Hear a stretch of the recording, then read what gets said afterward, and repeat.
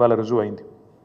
ముఖ్యమంత్రి గారు మాట్లాడుతూ నన్ను ఎవరు నమ్మతలేరు, అప్పు ఉడతలేదు, ఢిల్లీకి వెళ్తే దొంగను చూసినట్టు చూస్తుండ్రు, అపాయింట్మెంట్ కోసం పోతే చెప్పులు ఎత్తుకపోతాడేమో అని భయపడుతున్నారు.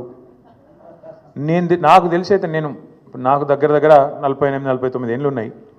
నేను కూడా రాజకీయాలను ఒక 35 ఏళ్ళకి వెళ్ళి చిన్నప్పటి నుంచి పేపర్లు చదివే అలవాటు ఉంది, టీవీ చూసే అలవాటు ఉంది, రాజకీయ కుటుంబంలో పుట్టినా కాబట్టి దగ్గర నేను కూడా ఒక 10-15 మంది ముఖ్యమంత్రులు వాళ్ళ నడవడిక, వాళ్ళ మాట తీరువన్నీ చూసినోని.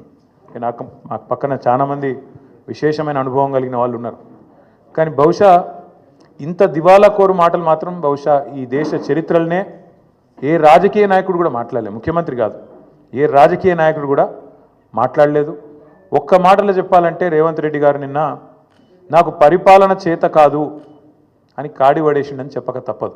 చాలా స్పష్టంగా కాడి వారేసిగా నాతో కాదు అని చేతులు ఎత్తేసిండు. ఇక అయిపోయింది, నాతో కాదని నిన్న స్పష్టంగా చెప్పిండు. కానీ వారితో పాటు ఈ రాష్ట్ర ప్రజలకు కొన్ని వాస్తవాలు చెప్పాలి కాబట్టి, మా బాధ్యత కాబట్టి చెప్పాలనుకుంటా ఉన్నాను. ఎక్కడ పోయినా దొంగలాగా చూస్తున్నారు అంటున్నాడు ముఖ్యమంత్రి. మరి దొంగలెక్క కాకపోతే ఎట్లా చూస్తారు? దొంగలెక్కనే చూస్తారు. నోట్ల కట్టలతో దొరికిపోయిన దొంగను ఖచ్చితంగా దొంగనే అంటారు, దొంగనే చూస్తారు. ఒక విశ్వసనీయత లేని ఓటుకు నోటు దొంగను కాంగ్రెస్ అనే ఒక ఎర్రి పార్టీ గుడ్డిగా నమ్మి సీఎం చేసింది. కానీ ఖచ్చితంగా దేశంలో మిగతా వాళ్ళు మాత్రం నమ్ముతలేరు. మోసగాళ్లను దొంగలే అంటారు ముఖ్యమంత్రి గారు. ఖచ్చితంగా అది ఈరోజు కాదు, చివరి రోజు దాకా కూడా నీ పరిస్థితి అదే ఉంటుంది, యాది పెట్టుకోని చెప్తున్నా. తప్పు చేసింది దొంగ చేతికి తాళాలు ఇచ్చి కాంగ్రెస్ పార్టీ, రాహుల్ గాంధీ గారు. ఈరోజు మే 6, 2025 నేను మీ అందరు గుర్తు చేస్తున్నా, సరిగ్గా 3 సంవత్సరాల కిందట ఇదే రోజు మే 6, 2022 నాడు రాహుల్ గాంధీ గారు వరంగల్కి వచ్చినారు.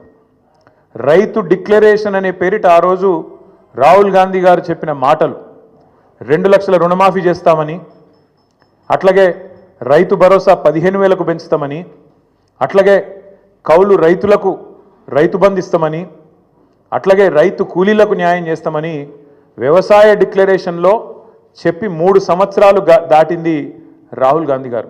అందుకే నేను అంటున్నా, తప్పు చేసింది రాహుల్ గాంధీ, తప్పు చేసింది ఏఐసిసి. దొంగ చేతికి తాళం ఇచ్చి ఇవాళ తెలంగాణ చేతి